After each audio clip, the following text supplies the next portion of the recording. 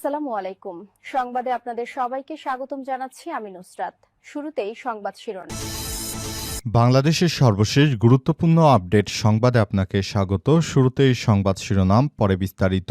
প্রথমেই জানাবো আমাদের হাতে থাকা সর্বশেষ গুরুত্বপূর্ণ সবথেকে তাজা আপডেট সংবাদ। রাজধানীতে আইনজীবীকে মারধর করে হত্যা। রাজধানীর বসুন্ধরা আবাসিক এলাকায় মোটরসাইকেল ও প্রাইভেট কারের ধাক্কা লাগাকে কেন্দ্র করে নাইম কিবরিয়া ৩৫ নামের এক শিক্ষানবিশ আইনজীবীকে মারধর করে হত্যা করা হয়েছে। তিনি পাবনা জেলা জজ কোর্টের আইনজীবী ছিলেন। আজ এই ঘটনা ঘটে। গুরুতর আহত কিবরিয়াকে স্বজনরা উদ্ধার করে কুর্মিটোলা জেনারেল হাসপাতালে নিয়ে গেলে কর্তব্যরত চিকিৎসকরা রাতেই তাকে মৃত ঘোষণা করেন। এরপর জানাবো ঢাকায় খুন হলেন কুমিল্লার শিপন। রাজধানীর হাজারীবাগের ঝাউচর এলাকায় শিপন ২৪ নামের এক যুবককে কুপিয়ে হত্যার ঘটনা ঘটেছে। শিপনের গ্রামের বাড়ি কুমিল্লায়। ঢাকার হাজারীবাগ বড় মসজিদের বিপরীত গলিতে থাকতেন তিনি। তার বাবার নাম শাহ আলম।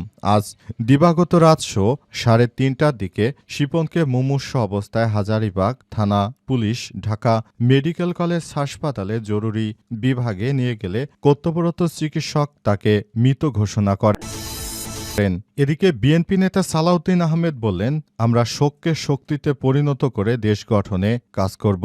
বিএনপির জাতীয় স্থায়ী কমিটির সদস্য সালাউদ্দিন আহমেদ বলেছেন, খালেদা জিয়ার মৃত্যুর শোককে শক্তিতে পরিণত করে দেশ গঠনে কাজ করবে বিএনপি। আজ দুপুরে তিনি এসব কথা বলেন।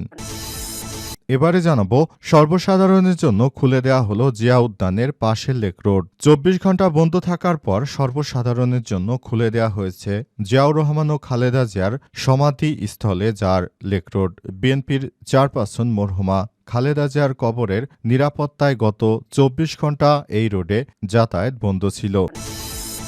এবং সর্বশেষ জানাবো বাংলাদেশ হাই কমিশনে সমবেদনা জানাবেন ভারতের প্রতিরক্ষামন্ত্রী।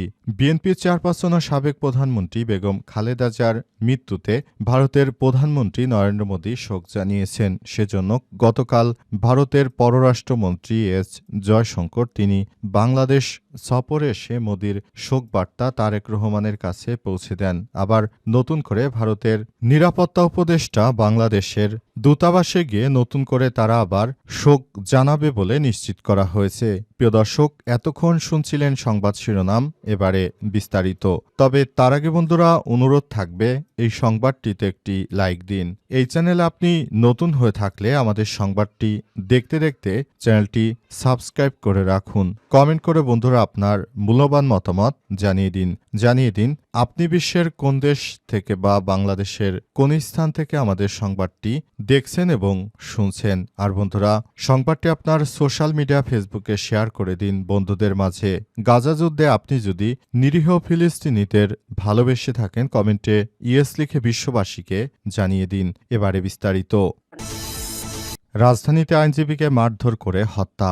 রাজধানীর বসুন্ধরা আবাসিক এলাকায় মোটরসাইকেল প্রাইভেট কারে ধাক্কা লাগাকে কেন্দ্র করে নাইম কিবরিয়া ৩৫ নামের এক শিক্ষানবিশ আইনজীবীকে মারধর করে হত্যার ঘটনা ঘটেছে। তিনি পাবনা জেলা জজ কোর্টের আইনজীবী ছিলেন। বুধবার ৩১ ডিসেম্বর রাত ১০টার দিকে এই ঘটনা ঘটে। গুরুতর আহত কিবরিয়াকে স্বজনরা উদ্ধার করে কুর্মিটোলা জেনারেল হাসপাতালে নিয়ে গেলে চিকিৎসক রাতেই তাকে মৃত ঘোষণা করে। পুলিশ খবর পেয়ে ওই হাসপাতাল থেকে মরদেহটি উদ্ধার করেছে। পরে ময়নাতদন্তের জন্য বৃহস্পতিবার সকালে ঢাকা মেডিকেল কলেজ মর্গে পাঠানো হয়েছে। ভাটারা থানার উপপরিদর্শক মোহাম্মদ আরিফুল ইসলাম জানান, রাতে বসুন্ধরা আবাসিক এলাকায় একটি মোটরসাইকেলের সঙ্গে ধাক্কা লাগে নাইমের প্রাইভেট কারটির। এতে মোটরসাইকেলের আরোহীরা নাইমকে প্রাইভেট কার থেকে টেনে হিঁচড়ে বের করে এলোপাতাড়ি মারধর করতে থাকে। এক পর্যায়ে বসুন্ধরা আবাসিক এলাকার আই ব্লক ১০ নম্বর রোডে ওয়ালটন বাড়ির সামনে তাকে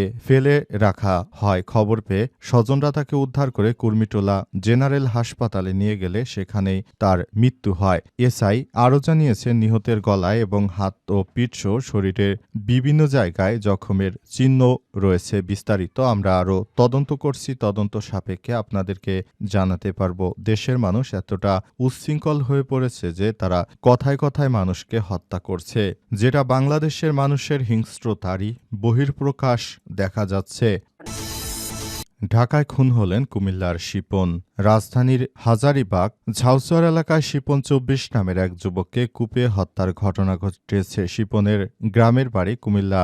ঢাকার হাজারীবাগ বড় মসজিদের বিপরীত গলিতে থাকতেন তিনি। তার বাবার নাম শাহ আলম। বুধবার ৩১শে ডিসেম্বর দিবাগত রাত ৩:৩০টার দিকে শিপনকে মুমূর্ষু অবস্থায় হাজারীবাগ থানা পুলিশ ঢাকা মেডিকেল কলেজ হাসপাতালে জরুরি বিভাগে নিয়ে গেলে চিকিৎসকরা তাকে মৃত ঘোষণা করেন। হাজারীবাগ থানার উপপরিদর্শক এসআই সুমন চন্দ্র শেখ ঘটনা সত্যতা নিশ্চিত করে বলেছেন, রাত আনুমানিক ২:৩০টার দিকে আমরা 999-এর মাধ্যমে সংবাদ পাই হাজারীবাগ ঝাউচর সিয়াম স্কুল গলিতে রক্তাক্ত অবস্থায় এক যুবক পড়ে আছেন। দ্রুত সেখানে গেলে ওই যুবককে উদ্ধার করে মেডিকেলে জরুরি বিভাগে নিয়ে গেলে সেখানকার কর্তব্যরত চিকিৎসক তাকে মৃত ঘোষণা করেন। এসআই আরও বলেছেন, ওই যুবকের মাথাসহ শরীরের একাধিক জায়গায় ধারালো অস্ত্রের আঘাত রয়েছে। কে বা কারা তাকে কুপিয়ে হত্যা করেছে তা তাৎক্ষণিকভাবে জানতে পারেনি। বিষয়টি তদন্তের পর বলা যাবে। ময়নাতদন্তের জন্য মরদেহটি মর্গে রাখা হয়েছে বলে জানানো হয়েছে এবং বর্তমানে তার লাশটি মর্গে রয়েছে। আত্মীয়স্বজনকে খবর দেওয়া হয়েছে, তারা লাশ নেওয়ার জন্য ঢাকা মেডিকেল কলেজ হাসপাতালে এসছেন। শোককে শক্তিতে পরিণত করে দেশ গঠনের কাজ করবে বিএনপি বললেন সালাউদ্দিন আহমেদ। বিএনপির স্থায়ী কমিটির সদস্য সালাউদ্দিন আহমেদ বলেছেন, খালেদা জিয়ার মৃত্যুর শোককে শক্তিতে পরিণত করে দেশ গঠনের কাজ করবে বিএনপি। আজ বৃহস্পতিবার দুপুরে তিনি এসব কথা বলেন। তিনি বলেন, খালেদা জিয়ার আসনে বিকল্প প্রার্থী থাকায় নির্বাচনী কাজে কোনো প্রভাব পড়বে না। তিনি বলেন, আমরা মনোনয়নপত্র জমা দেওয়ার আগের দিন দেখতে পেয়েছিলাম যে বিএনপির চেয়ারপারসন খালেদা জিয়ার শারীরিক অবস্থা আগের থেকে খারাপ হয়ে যাচ্ছে। সুতরাং তাই আমরা মনে করেছিলাম যে আসলে এই বিষয়টি ওই আসনসমূহে আরও প্রার্থীদেরকে বিকল্প হিসেবে রাখতে হবে, তা না হলে যে কোনো সময় যে কোনো ধরনের অঘটন ঘটে যেতে পারে। তারপরে আমরা সেখানে বিকল্প প্রার্থী রাখার সিদ্ধান্ত নেই এবং অবশেষে আমরা এই বিষয়টি নিয়ে নিশ্চিত হতে পেরেছি যে বিএনপির চেয়ারপারসন বেগম খালেদা জিয়া আসনে এখন ওই বিকল্প প্রার্থীদেরকে দিয়ে দেওয়া হবে। এতে নির্বাচনে কোনো প্রভাব পড়বে না বলে মনে করেন বিএনপি নেতা সালাউদ্দিন। তিনি আরও বলেছেন, আমরা নির্বাচনে সমঝোতায় কোনো ধরনের যেন সমস্যায় না পড়ি সেজন্য সবাইকে আগে থাকতেই সতর্ক করেছে এবং সবাইকে যার যার জায়গা থেকে আরও বেশি দায়িত্বশীল ভূমিকা পালন করার জন্য আহ্বান জানিয়েছি বলে জানান তিনি।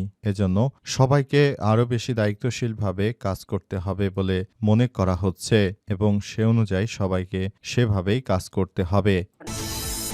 সর্বসাধারণের জন্য খুলে দেওয়া হলো জিয়া উদ্যানের পাশের লেক রোড। ২৪ ঘন্টা বন্ধ থাকার পর সর্বসাধারণের জন্য খুলে দেওয়া হয়েছে জিয়াউর রহমান ও খালেদা জিয়ার সমাধিস্থলে যার লেক রোড। বিএনপির চেয়ারপারসন মরহুমা খালেদা জিয়ার মরদেহ কবরের নিরাপত্তায় গত ২৪ ঘন্টায় এই রোড দিয়ে সাধারণ মানুষের যাতায়াত বন্ধ ছিল।